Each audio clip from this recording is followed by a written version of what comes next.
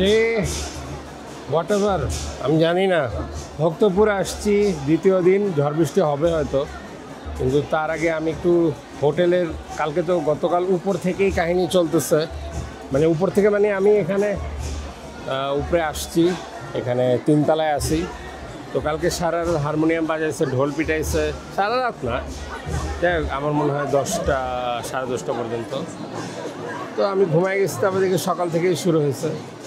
আজকে ঠিক হোটেলের সাথেই মন্দিরে এখানে মানুষজন, মহিলারা লাইন ধরে আমার মনে হয় ভোগ দেওয়ার জন্য ওয়েট করতেছে টু দ্য গড। গর্ভগৃহটার সামনে ওটা দেখার মতন কোনো এই মুহূর্তে উপায় নাই, তো আমরা একটু উপরে যাই চেষ্টা করে দেখানোর। জানি না কতটুকু কী দেখা যাচ্ছে, কারণ এদেরকে ঠেলে তো আমি অবশ্যই যাব না। কি হচ্ছে নট শিওর। পূজা হচ্ছে অবভিয়াসলি। আজকে পয়লা বৈশাখের পরে third day, second day, third day, 14, 15, 16, আজকে 17। হ্যাঁ ঠিক আছে, এখানে আরে একদল লোক, যে ভাইয়া আছে ক্যামেরাম্যান, আর এই যে হারমোনিয়াম বাজায় গান হচ্ছে, বেশ মজা। আর এরা কি লাইন কেটে আগে চলে যেতেছে কিনা কে জানে। আমি এখানে একটা হিমালয়ান জাভা দেখতে পাইছি, সো অবভিয়াসলি আমি হিমালয়ান জাভাটায় যাওয়ার চেষ্টা করব। কুয়া, প্রাচীন কুয়া, এখানে এই যে যত প্রাচীন বিল্ডিং দেখা যেতেছে এগুলো সবই আসলে হোটেল, কম বেশি। তালাজু, তুলাজা বুটিক হোটেল, এই সবগুলোই বোধহয় এই সুলভ আর সুন্দরদের। জানি না কতটুকু দেখা যাচ্ছে ভিতরে। এখান থেকে মনে হয় এখনও পানি নেওয়া হয়, কারণ সিস্টেম তো করা আছে। এই এলাকায় থাকতে হলেও টিকিট করতে হয়, কারণ এটা ইউনেস্কো ওয়ার্ল্ড হেরিটেজ সাইট। এবং এখানে বাংলাদেশ, নো বাংলাদেশ। পিচি আমাকে জিজ্ঞেস করতেছে আমি কোত্থেকে আসছি, বললাম Bangladesh. My name is Shyam. Irfan Khan, nice. Yes, ওয়ালাইকুম আসসালাম। আমার ভক্তপুর ভ্রমণের প্রথম দিনই পেয়ে গেলাম নতুন একজন বন্ধু, যার বয়স 10 বছর। নাম ইরফান খান।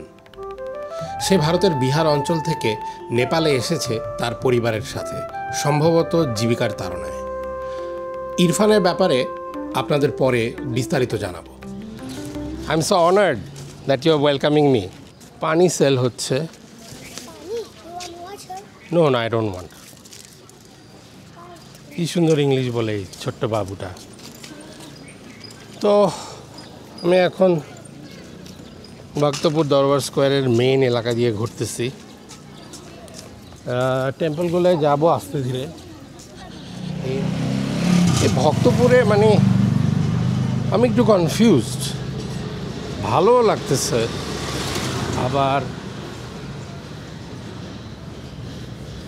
একটু উইয়ার্ডও লাগতেছে, আবার কাঠমান্ডু চলে যেতে ইচ্ছা করতেছে, ইনফ্যাক্ট দেশেও চলে যেতে ইচ্ছা করতেছে, কারণ এতদিন আসলে আমি একা একা থাকি না তো ইউজুয়ালি, তো I am a bit lonely.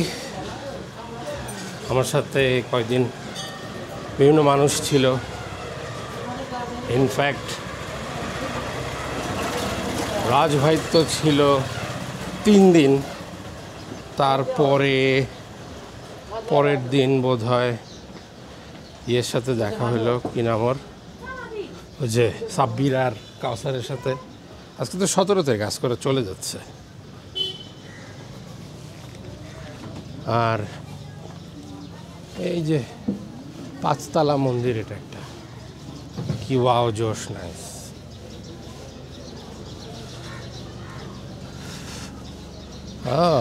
একই টাইপের টি শার্ট এখানেও পাওয়া যায়। এই বেটা, আর হিমালয়ান জাভা কয় তালায়?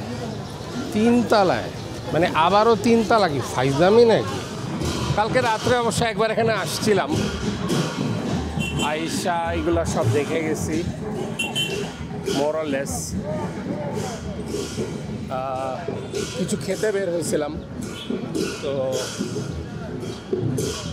আমার মনে হয় আমি এই কর্নারটা একটা, হ্যাঁ, থাঙ্কা পেন্টিং এর পাশে এই দোকানটায় আসছিলাম। এই দোকানটায় লেখা নেই কিছু এখন, তো পায়ে গেছি হিমালয়ান জাভা, সেই ওল্ড স্কুল বিল্ডিংয়ের উপরে। এখন 3 তালা উঠতে হবে। আমার কাছে ভালো লাগে যে এই সুন্দর সুন্দর art work, painting, nice, very nice, masterpiece handicraft, very good, very সুন্দর। আমি এখন উপরে যাব। এই কোন দিক দিয়ে যায় সেটা একটা দেখার বিষয়।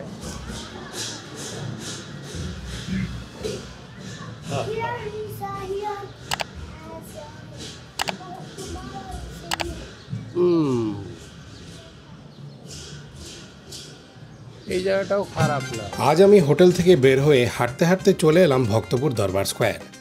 পয়লা বৈশাখ ঘিরে নেপালের বিভিন্ন জায়গায় বিস্কা যাত্রা নামে একটি ধর্মীয় অনুষ্ঠান পালিত হয়।